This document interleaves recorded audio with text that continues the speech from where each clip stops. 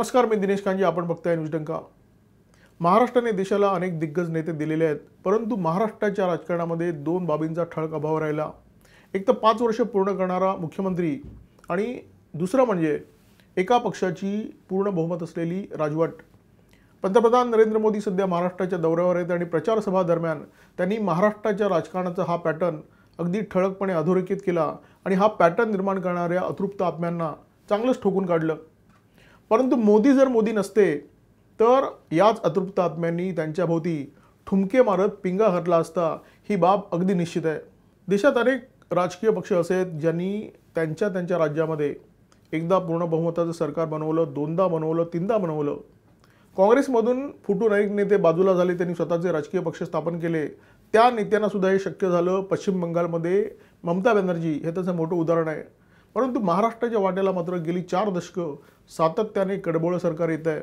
अशा अनेक मुख्यमंत्र्यांची मी नावं सांगू शकतो की ज्यांनी कडबोळं सरकारचं नेतृत्व केलेलं आहे. सध्याचं एकनाथ शिंदे यांचं सरकार, त्याच्यापूर्वी उद्धव ठाकरे यांचं सरकार, त्याच्यापूर्वी देवेंद्र फडणवीस यांचं सरकार आणि त्याच्यापूर्वी काँग्रेस आणि राष्ट्रवादी काँग्रेसची आघाडी सरकारं, ज्याच्यामध्ये विलासराव देशमुख, सुशीलकुमार शिंदे, अशोकराव चव्हाण आणि पृथ्वीराज चव्हाण हे मुख्यमंत्री राहिले. शिवशाही सरकारमध्ये सुद्धा 2 मुख्यमंत्री झाले, मनोहर जोशी आणि नारायण राणे. आणि त्याच्यापूर्वी सुधाकरराव नाईक आणि शरद पवार यांचं सरकार. महाराष्ट्राच्या राजकारणामध्ये 5 वर्षाचा कार्यकाळ पूर्ण करणारे फक्त 2 मुख्यमंत्री आहेत. एक वसंतराव नाईक आणि दुसरे म्हणजे देवेंद्र फडणवीस. शरद पवार महाराष्ट्रातील कडबोळे सरकारचे जनकसुद्धा आहेत आणि अनेकदा सूत्रधारसुद्धा राहिलेले आहेत. सुरुवातीला त्यांनी नाईलाजास्तव पुलोदचा कडबोळे सरकारचा प्रयोग केला, परंतु या अस्थिरतेतली गंमत जेव्हा शरद पवारांच्या लक्षात आली तेव्हा त्याच्यानंतर शरद पवारांनी वारंवार अशा प्रकारचे प्रयोग केलेले दिसतात. शरद पवारांची पोच सुरुवातीपासून 3.5 जिल्ह्यांपुरती मर्यादित असल्यामुळे ते पूर्ण बहुमताचं सरकार कधीच देऊ शकले नाहीत. त्यामुळे कोलांट्या मारायच्या, जुगाड करायचे आणि अस्थिर सरकार निर्माण करायचं हे शरद पवारांच्या राजकारणाचं सूत्र राहिलं. परंतु पुढे या अस्थिरतेची गोड फळं जेव्हा पवारांना चाखायला मिळाली तेव्हा ते या अस्थिरतेमध्येच रमले. जेव्हा केंद्रामध्ये किंवा राज्यामध्ये सक्षम आणि पूर्ण बहुमताचं सरकार असतं तेव्हा त्याचा फायदा थेट जनतेला होतो. परंतु जेव्हा अस्थिर कडबोळे सरकार असतं तेव्हा त्याचा फायदा शरद पवारांसारखे संधी साधू नेते उचलतात. मुठभर ताकद आणि ढिगभर चर्चा अशा प्रकारचं राजकारण असून सुद्धा शरद पवार कायम पुरोगामी नेते, जाणता राजा, मराठा स्ट्रॉंगमॅन, भावी पंतप्रधान अशा प्रकारची बिरुदं घेऊन मिरवले. त्याचं एकमेव कारण म्हणजे महाराष्ट्राचं अस्थिर राजकारण. राष्ट्रवादी काँग्रेसकडे 2 आकडी खासदारांची संख्यासुद्धा नव्हती, तरीसुद्धा शरद पवार केंद्रात मंत्री झाले. संरक्षण मंत्री म्हणून मिरवले, कृषी मंत्री म्हणून मिरवले. त्यामुळे केंद्रातली असो किंवा राज्यातली अस्थिरता कायमच शरद पवारांना फळली. शरद पवार हे अस्थिरतेचे लाभार्थी आहेत आणि त्यामुळे अस्थिरता त्यांना कायम हवीहवीशी वाटते. अस्थिरतेच्या काळामध्ये शरद पवारांसारख्या नेत्यांना प्रचंड मोठेपण मिळतं. जसं पाण्याचं दुर्भिक्ष असलेल्या क्षेत्रामध्ये डबक्यांना महत्त्व असतं, जसं वाळवंटामध्ये जिथे गवताचं पातं दूरपर्यंत दिसत नाही तिथे निवडुंगसुद्धा वटवृक्ष ठरतो, तसंच अस्थिरतेच्या काळामध्ये छुटपुट नेते ज्यांचा वकूफ नसतो असे नेतेसुद्धा खूप मोठे वाटायला लागतात. काही वर्षापूर्वी केंद्रामध्ये विचित्र राजकीय परिस्थिती होती. त्या काळी जनतेच्या मनातला पंतप्रधान बनत नसे. काँग्रेस अध्यक्षाच्या मनामध्ये जे नाव येईल त्याची वर्णी पंतप्रधानपदी लागत असे. कारण कडबोळे सरकारची शेंडी ही काँग्रेस पक्षाच्या नेत्याच्या हाती असे. त्या काळी चिठ्ठ्या टाकून पंतप्रधान पदाची लॉटरी काढण्याचा ट्रेंड होता आणि पंतप्रधान पदासाठी निकष असा असे की ज्याच्यामध्ये क्षमता नाही, उपद्रव क्षमता नाही आणि जमल्यास कणासुद्धा नाही आहे.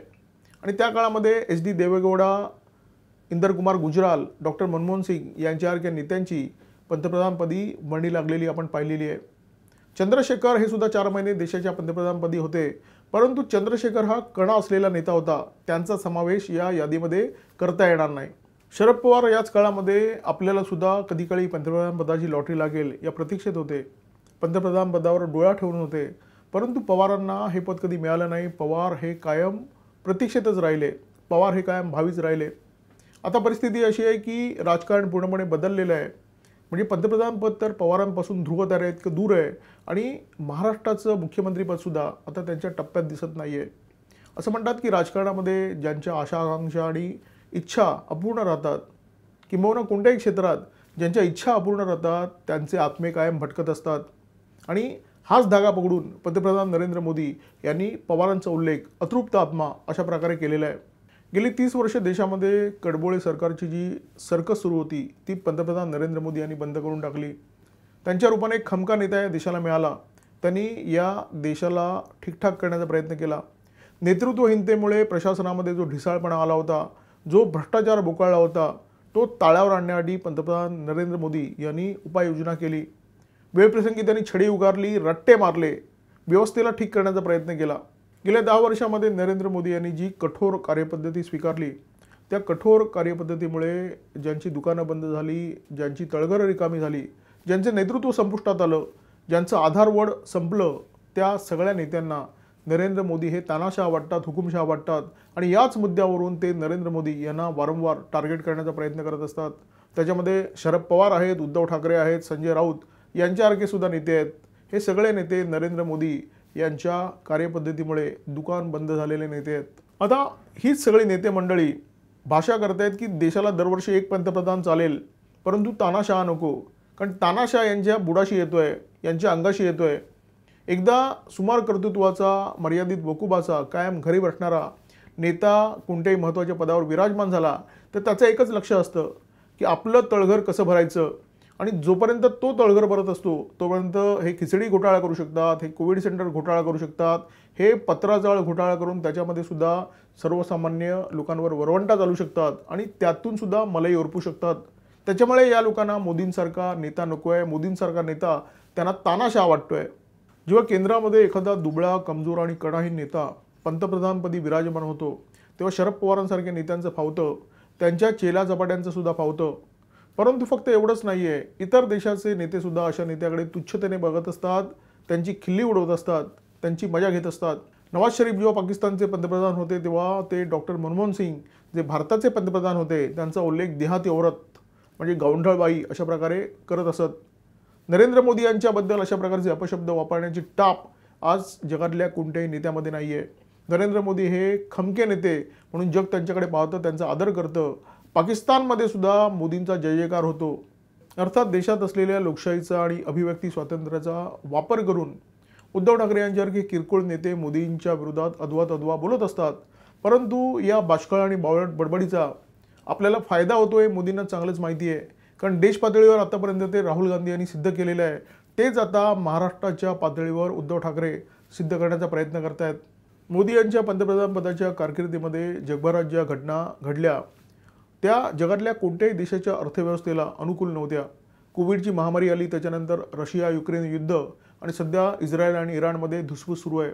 अशा परिस्थितीमध्ये सगळ्या जगाची अर्थव्यवस्था डळमळताना दिसते, फक्त भारतच खंबीरपणे उभा असलेला दिसतोय।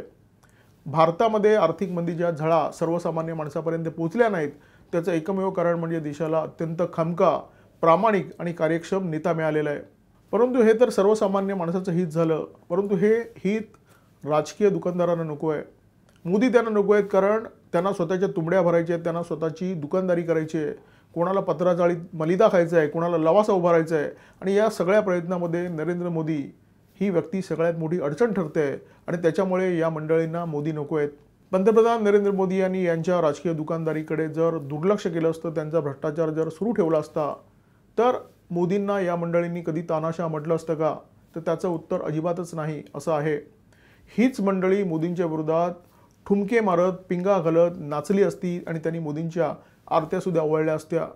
मोदींनी या अतृप्त आत्म्यांना त्यांच्या महाराष्ट्रातल्या प्रचार सभांदरम्यान पूर्णपणे उघडं पाडलेलं आहे आणि त्याच्यामुळे येणाऱ्या काही दिवसामध्ये या अतृप्त आत्म्यांचा डान्स, त्यांचा थैथयाट महाराष्ट्रातल्या जनतेला पाहायला मिळणार आहे। न्यूज डंकाच्या या व्हिडिओमध्ये तुर्तास इथेच थांबतो। व्हिडिओ जर आवडला असेल तर लाईक करा, शेअर करा आणि अशा प्रकारचे माहितीपूर्ण व्हिडिओ पाहण्यासाठी सबस्क्राईब करा आमच्या यूट्यूब चॅनल।